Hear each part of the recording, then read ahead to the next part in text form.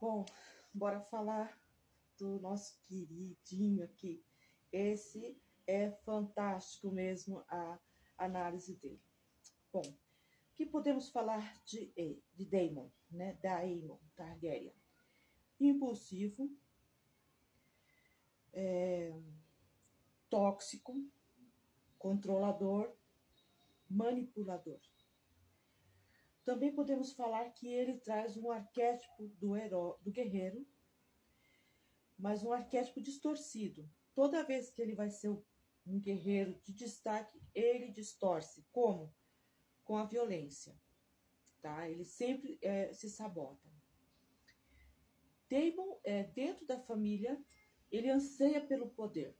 Então, ele se sente, de uma certa forma, injustiçado, mas ele anseia pelo poder, ele quer o trono para ele. Ele quer, se a gente fosse colocar isso para as pessoas do dia de hoje, eu quero ser o gerente da empresa, mas ele sempre se sabota. Existe uma autossabotagem muito grande nele. Outra coisa que é interessante, trazendo esse arquétipo do guerreiro dentro dele, mesmo com essas autossabotagens que ele tem e dessa forma distorcida desse arquétipo, porque o arquétipo do guerreiro, ele traz assim o bem para todos, ele traz essa coletividade, vou lutar por vocês, né, pelo bem de todos, uma causa nobre, e ele distorce esse arquétipo, e muita gente distorce para o bem, em vez do bem comum, satisfação pessoal. Vou ganhar, vou fazer, né, e passar por cima de todos. Eu vou ganhar. É uma sombra. E eu acho fantástico. O que eu acho fantástico nele é que ele abraça essa sombra numa boa. Cara, quando a gente começa a trabalhar na análise da sombra, que existe uma aceitação da pessoa, vai chegar um momento que, por mais que ela tenha as autossabotagens, ela vai parar. Ela vai entender. E o que acontece no último capítulo lá, que ele tem uma visão, ele fica transtornado alguns dias lá. Aquilo ali, a gente pode trazer para o mundo de hoje, a frustração, insatisfação que ele tem. Ele ainda manipula algumas vezes, mas ele é muito estrategista e quando convém a ele, ele se deixa manipular. O que aconteceu lá com o jovenzinho. E para ele não tem pudor nenhum de arrancar o mal pela raiz.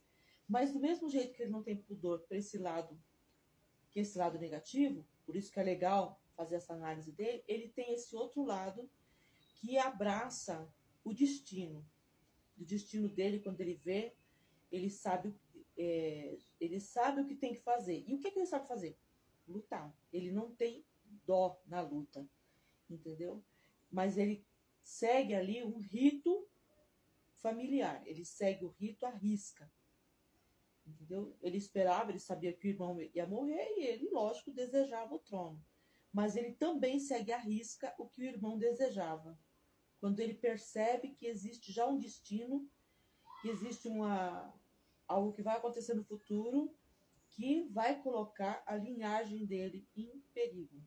Ele desiste daquele poder que ele quer a todo custo por algo em comum, mas é para a família. Tá? Deixando bem claro que aqui é um rito familiar. E é importante a gente entender que muitos de nós fazemos isso de forma inconsciente, como a gente fala nas constelações, com lealdade a certas situações familiares, mantendo elas. No caso, ele está falando de poder. Eu quero que a minha família continue no poder.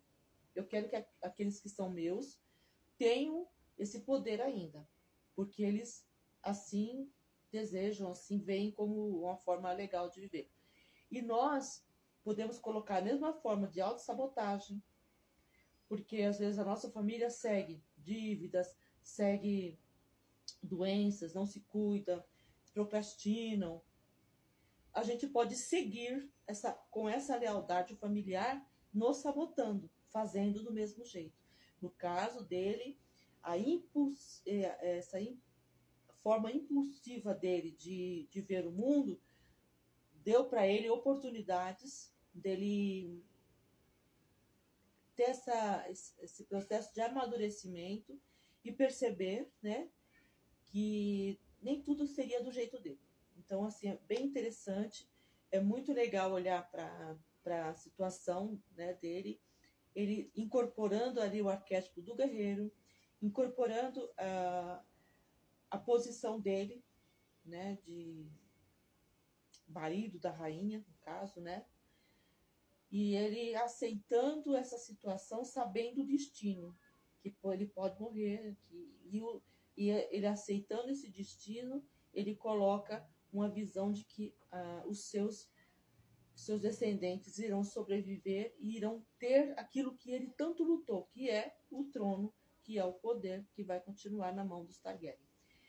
Se vocês tiverem mais alguma dúvida, que essa aqui é uma análise bem rápida que eu estou fazendo dessa série, que eu gostei bastante, né? Eu peguei já o Game of Thrones já bem do final, mas a gente pode fazer também algum material da análise junguiana, do perfil deles, que eu acho bem interessante. Por quê? Porque ali nada mais é do que, na ficção, as nossas próprias histórias de conquista, luta, perseverança, persistência, lealdades, que é bem interessante a gente ir colocando para vocês entenderem. E aí, vocês gostaram do Daemon? Eu amei, porque ele abraça a sombra dele, e quando a gente consegue ver a nossa sombra e abraçar ela, a gente cresce.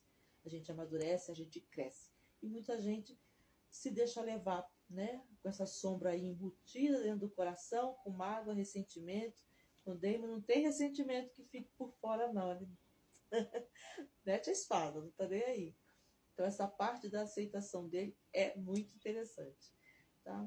Fiquem com Deus e curtam, se gostarem do nosso conteúdo, e também, se quiserem compartilhar, eu agradeço, mas a curtida de vocês, o compartilhamento, ajuda bastante a gente no nosso canal. Coloquem aí suas dúvidas, que a gente vai trabalhando em si.